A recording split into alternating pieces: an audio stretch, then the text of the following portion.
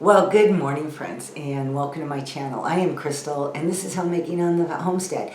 And today is going to be a little Friday Coffee with Crystal, which is my chatty kitchen table talk where I like to talk about all kinds of things for homemakers in hopes of encouraging you all and giving you all the place to come and help encourage other ladies too, so that we can be a blessing to each other. In today's video, I am going to be discussing praying for our country, praying for our leaders, and also why I don't talk about politics on my channel, and helping us to stay focused on the things that God has called us to do. So ladies, grab your cup of coffee and let's chat.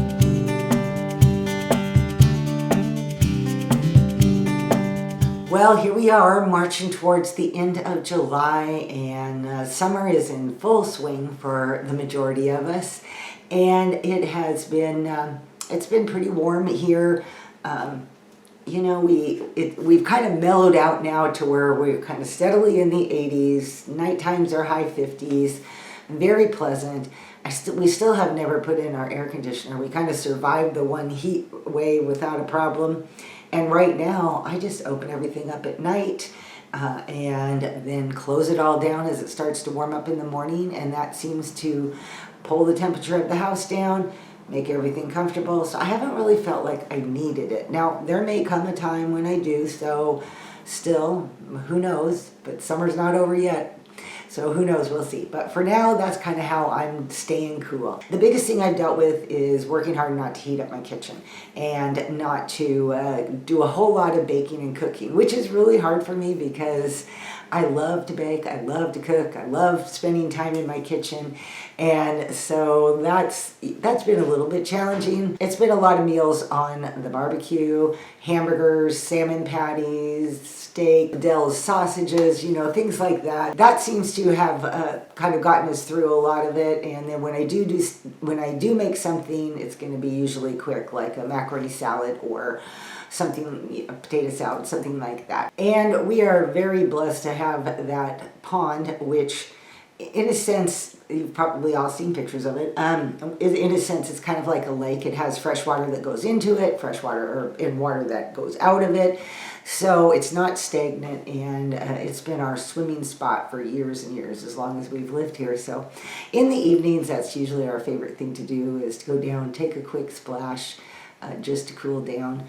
And, you know, we're surviving. So how are you surviving? How are things looking in your part of the country for summer weather? I know I've shared in the past, I have a daughter in Arizona. I have 3 daughters in California, and they certainly have had some hot temperatures in various different ways of surviving.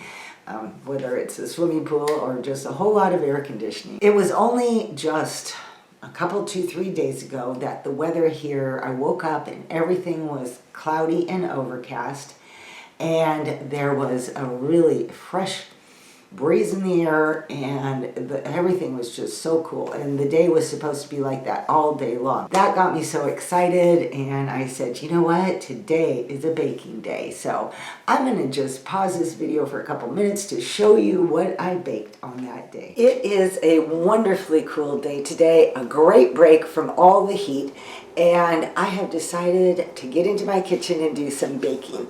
I have been wanting to do this, but because it has been so hot, I did not want to heat up my house. But now that it's cooled down, woohoo, I plan to be baking some cookies and some bread. This particular recipe uses both coconut oil and butter. My mother-in-law was the one who kind of took a different recipe and tweaked it many, many years ago, and it's a recipe that I've been following ever since.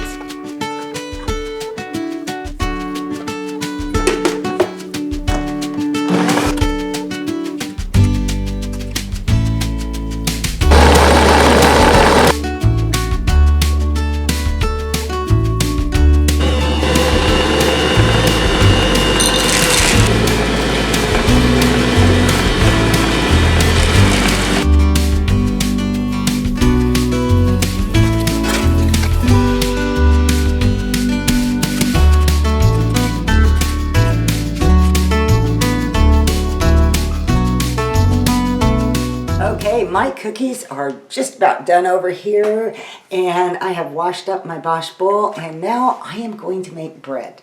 We have been out of bread for several days, it seems, or weeks, maybe a week or more, and I've just been waiting for the weather to cool down so I could bake some bread, and today is the day.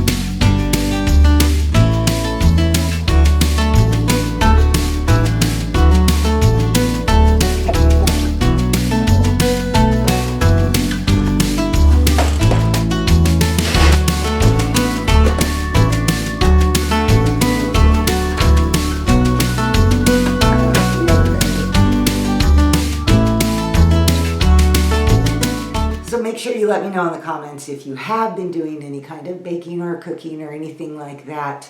I always enjoy knowing that and sharing that with others. Keep each other encouraged and inspired, even in the hot summer. So at this point, usually my question to you all is, what are you having for dinner? What's for dinner? And tonight, my dinner is super simple. I pulled a pound of hamburger out of the freezer. I had an open package of fettuccine noodles. And if I don't have enough, I also grabbed some bulk tortellini noodles, cheese-filled tortellini noodles that I had purchased at Winco in case I would decide I want more pasta. A jar of spaghetti sauce, so you see where this is going. We're having spaghetti for dinner, and a half a loaf of French bread.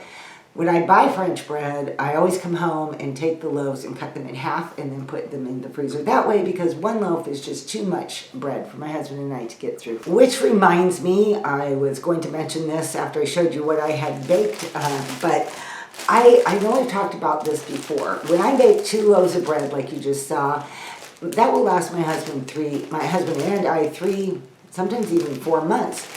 We don't eat a lot of toast, and I do buy things like French bread, and on occasion I will buy English muffins and things like that too. But as far as just having plain old bread for sandwiches, toast, or whatnot, we go through it very slowly. So what I do is after it's cooled down, I slice the bread and put it into a Ziploc bag like you see here, and put it in the freezer. And it's super easy to just pull out 1 piece or 2 pieces. I don't find that it even sticks to itself that much, so it's very easy to just have on hand, and that way my bread never goes stale, and every time we use it, it's like taking out a fresh piece of bread. So, okay, make sure you tell me down in the comments, what are you guys having for dinner tonight? And of course, all the baking and the cooking. I always start out these Coffee with Crystals by making notes to things I want to talk about. And sometimes I'm like, what am I going to talk about today? And then I end up with more things to talk about than I really have time. But because I forgot to mention even in the intro that I was going to give you a really quick book update. So last week I shared the book, The Enchanted Barn by Grace Livingston Hill. And I was listening to it on audiobook. You can buy it, check it out in the library. And I have since finished the book, and I absolutely loved it. So I did want to just let you guys know that I did finish it, and it was fantastic. This author I think The Enchanted Barn was written in 1917. So these are old books, old authors. She's a Christian, and I forgot to mention that last week. And so God is definitely interwoven into her story. I can say stories now because I've started a second one of hers. I used my favorite free audiobook app, LibriVox, which I've also shared in the past, and I just put in her name, Grace Livingston Hill, and surprise, surprise, she has a whole list of books. Where do you start? I just started at the one that was at the top of the list called The Montana Girl. And so that's what I'm currently almost finished with now. And again, I'm really enjoying that one too. I have to say that I enjoyed The Enchanted Barn more than The Montana Girl, but I'm still enjoying it. It is just, some of these old authors are just so refreshing to read. The books are sweet. They have good morals. They have good values. They and for her books, they are God-centered, and it's just, and they're feel good. I can say that. You'll love every ending. At least that's what I've seen so far. You know, we just don't have enough of that in today's society. It's just, things are not that sweet memory of those times past. And so it's just fun to absorb myself into that for while I'm listening to them or while reading them. So I highly recommend Grace Livingston Hill, and any of her books I'm sure would be enjoyable. But I'll keep updating you. Like I said, I'm almost done with The Montana Girl. I have 2 chapters left, and I love the way it's ending, so I know I'm going to love it. These books do have a slight little romance side to it, you know, and in both stories so far, the young girl is struggling. She's trying to make something happen. You know, a nice, polite man walks into her life with good values, and they form a friendship, and eventually, of course, the ending, it's happily ever after. I have to say that I love books that have the happily ever after type ending, or everything ends on a positive note. As most of you know, because I've talked about it many times here, I am a cozy mystery reader. That's my genre, that's my niche, you know. I love that. I've never been a huge fan of romance novels. It's just my own personal preference. You know, I don't have any problem with them, at least ones that are clean and nice, but it's just never been my particular. I like the puzzle to solve with murder mysteries. So anyway, and I like the cozy ones because I don't need all the details. I just want the clues and walk through with who's ever solving the case type thing. But nonetheless, I'm rambling on here. These are so sweet in their subtle romance side of the stories, at least the 2 I've read so far, that it's just very enjoyable. So if you're looking for a good summer reading and enjoyable audiobook, regular hold in your hand book, Grace Livingston Hill. Your library probably has them. You might find them anywhere, used thrift books, Amazon used books, whatever, or for free if you want to listen to the audiobook, LibriVox. I wanted to take a moment to talk to you guys about praying for our country, praying for our leaders, and politics. And it is a topic that I feel is very important, the praying for our country and praying for our leaders right now. In light of what has happened in the last week, 2 weeks, whatnot, I just felt like there was a real need to emphasize that we keep our country in our prayers. And the reason why I don't discuss politics. I personally feel like politics can be very divisive, and they can be very distracting, and they can be something that a person can get caught up in and totally lose their focus on other things in life as they become extremely absorbed in what is happening in our country politically right now. I really have always wanted my channel to be positive, peaceful encouragement to the homemaker.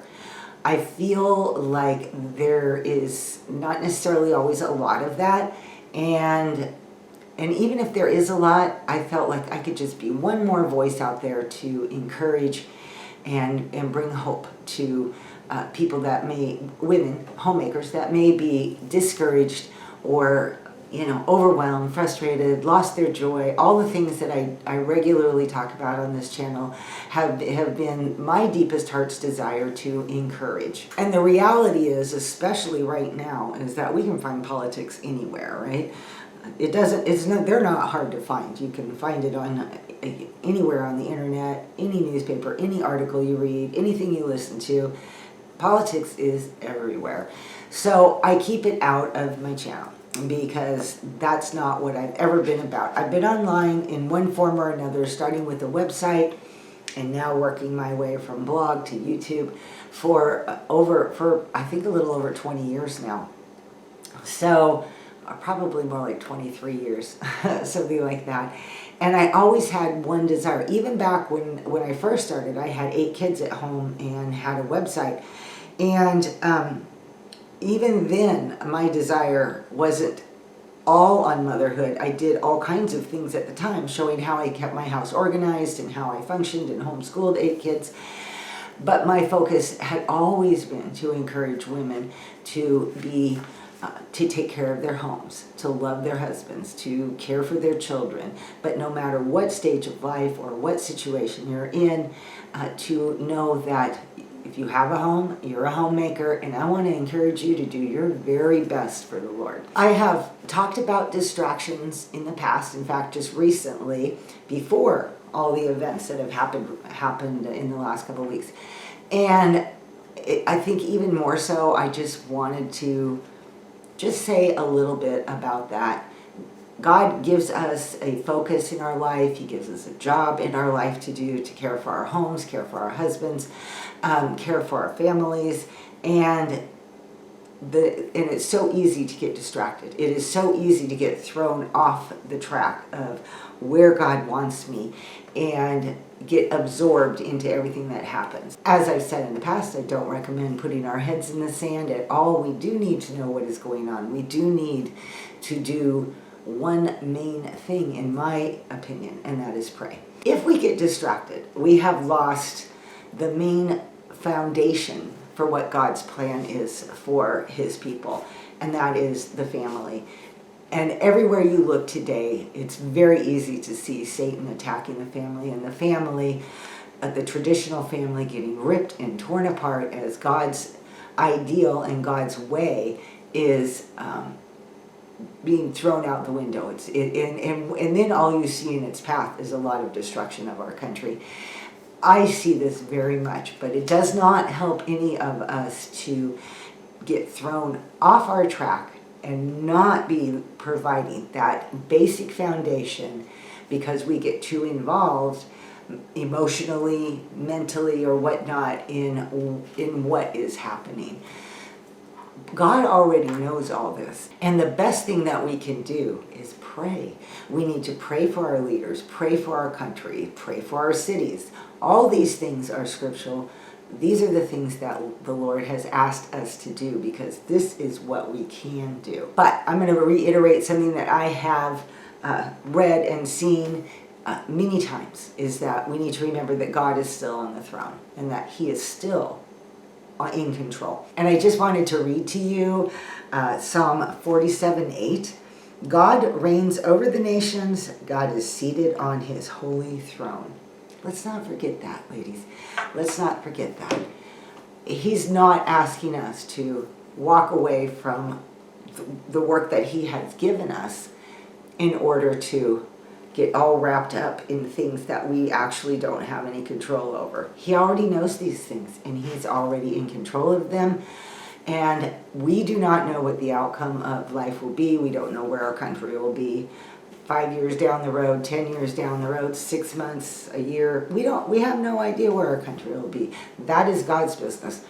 And that will be revealed. And we need to be praying women that are praying over not only our families, friends, but our communities, our cities, our government, and our leaders. So my message to all of us today is, let us faithfully keep on doing what Jesus has called us to do. Okay, ladies, it is time for me to get on with my day. I have things piling up on my to-do list, so I need to go work on those things and get that spaghetti made, but it's pretty easy, so I'm not going to worry about that for a little bit at least. But anyway, make sure you let me know down in the comments anything that you might have to share or think about in this that I've talked about in today's video. I really value that so much. I know I've said it before. First, I have to say I really love you guys. You are an amazing group that comments and chats and shares your wisdom. It's great to be able for all of us to come together and share the wisdom that God has given us to help encourage each other. I just think that that's so vital and so needed today. So, and please, if you haven't already, would you like this video? Give it a thumbs up. If you haven't subscribed to my channel and you like my content, would you consider subscribing? As of this morning, when I took a look, I have reached 13,000 subscribers. So woohoo, that's really exciting. It keeps growing. You know, it's slow, but it's growing, and I think it's a wonderful growing community. So please, if you haven't subscribed, would you consider doing that? I would appreciate that so much. And also, if you have been sitting in the background and watching but have yet to come out and say hi, would you do that? I would love to meet you. You can just let me know, where you're coming from if you want, or what you're having for dinner, or any of your thoughts, or just stop by and say hi. I would love to meet more of you. And just a quick reminder, especially talking about encouragement today, I also am on Instagram. And you can find me under Homemaking on the Homestead. For those who have an Instagram account, I understand not everybody does, and that's okay. But I am over there with the intent. I post a daily story about life, everyday life, my everyday life, or little things that I hope are going to be an encouragement. And I do that for that purpose, so that I can be a regular encouragement. So if you would like a little bit more encouragement during the week, maybe you'll find that with my Instagram channel. And I do try to post somewhat regularly also with the basic posts, whatever they call it. I don't know what they call that, but I do my best. Anyway, so I just wanted to say that too. Okay, ladies, I'm going to sign off here. I hope you all have an amazing, blessed day, weekend and week ahead, and I will see you all in my next video. Bye-bye.